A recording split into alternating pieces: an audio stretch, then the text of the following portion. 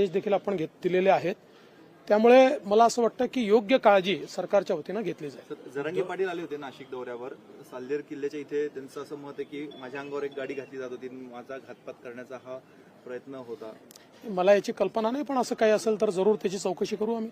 सरकार जर गुंडांच्या मागे उभं राहिलं तर राज्यामध्ये खून खराबी वाढतील अशा प्रकारचं विधान उद्धव ठाकरेंनी केलं.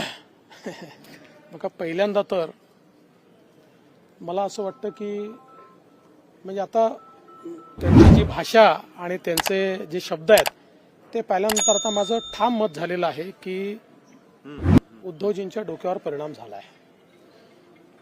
त्यामुळे मी आता एवढंच बोलीन, गेट वेल सून. त्याच्या पलीकडे मी त्यांच्या कुठल्याही गोष्टीवर प्रतिक्रिया देणार नाही. मी त्यांना एवढेच ईश्वराला प्रार्थना करेल आणि त्यांना म्हणेल, उद्धवजी गेट वेल सून. ते गृहमंत्र्यांना मनोरुग्ण get well soon. Get well soon. ठीक आहे.